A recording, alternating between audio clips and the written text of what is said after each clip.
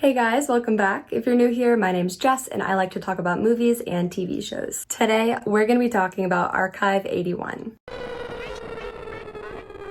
Archive 81 premiered on Netflix January 14th. It is an American horror, mystery, sci-fi television series that's based off of a podcast of the same name. Archive 81 follows Dan, a conservator hired to restore a collection of damaged videotapes from the 90s. He soon realizes that he is reconstructing the work of filmmaker Melody and is quickly pulled into her unorthodox investigation into a dangerous cult. I know I'm late on the review train, but I did want to give everyone time to watch it so that we could sit down, discuss spoilers, and talk about predictions I have for next season. So if you haven't seen it, we'll be discussing spoilers. You've been warned. Archive 81, honestly, was the first TV show to hold my attention in such a long time. Gonna be honest, it was a little bit hard to get into. I watched the first few episodes with my friend, and more often than not, we had to tell ourselves to suspend our disbelief. But once we achieved that, I was quickly sucked in and happily tagged along for the ride. Like I mentioned earlier, Archive 81 is based on a found footage radio broadcast style podcast that concentrates on themes like conspiracy theories, horror, and of course science fiction. This podcast was created by Daniel Powell and Mark Solinger and was inspired by The X-Files and books by Jeff Vandermeer, who, if you didn't know, wrote Annihilation. If you didn't know that was a book before a movie, we learn something new every day. The creators based the main characters on themselves, hence Mark and Dan, and were actually brought in as co-producers for the Netflix adaptation. Of course, there are differences between the show and the podcast, but for this video, we're going to stick to the storyline portrayed on TV. First, let's discuss our key characters. We have our main character, Dan Turner, portrayed by Mamadou Athey. Mamadou has been in some other thriller movies like Underwater, Black Box, and really has an acting style that shines through in all of his characters. He plays Dan as this antisocial, quiet, detached man who is really into tech and really just wants to be left alone. It may take you a while to warm to this, but once you do, you really appreciate the approach that he's taken with this character. Dan is a conservator, specializing in old videotapes, and is hired by a mysterious and wealthy man named Virgil Davenport to restore some tapes that were damaged in a fire. Next, we have Melody Pindres, portrayed by Dina Shahabi. Melody is a PhD student who moves to an old apartment building in New York called the Visser, under the guise of recording residents of the building for her dissertation. Of course, she has ulterior motives. Then we have Mark Higgins. Mark is Dan's best friend who is the host of his own live mystery podcast. Mark helps Dan on his quest to figuring out what happened to Melody and ultimately how Dan is connected. Personally, I feel like the relationship between Mark and Dan is one of the best parts of this show. There are hints that Dan has struggled with mental health in the past, and it shows that Mark was the person who was there to help him through his tough time. There comes a point where they want you to question Mark's loyalty to Dan, but his love for his friend shines through in the end.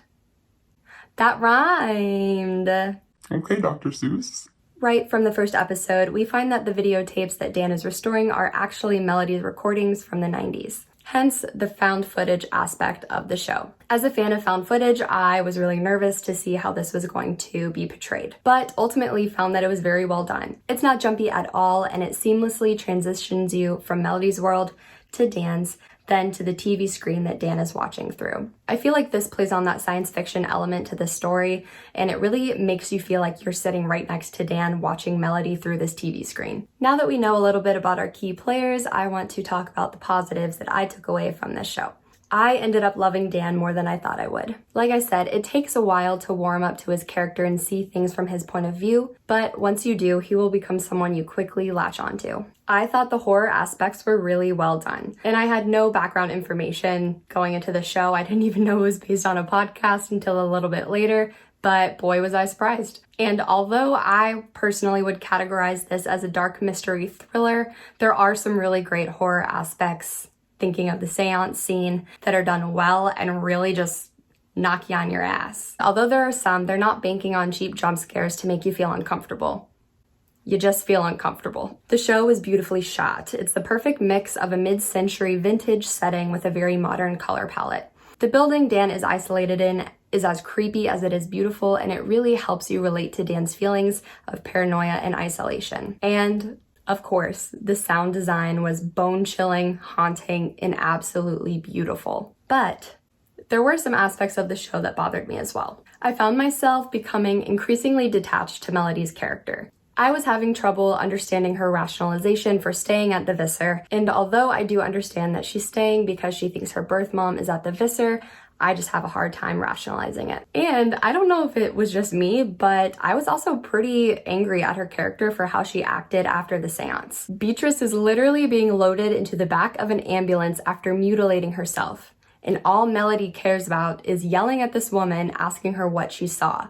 And maybe it was a conscious choice to have her act insane after hearing what Beatrice had to say to her, but it just pissed me off, and that kind of was where her character started to go a little bit downhill for me. In the podcast, Melody actually has a wife, Alexa, who is part of the storyline. I guess I do understand why they got rid of her character to kind of make way for the Melody-Dan arc, but Dan is way too good for her.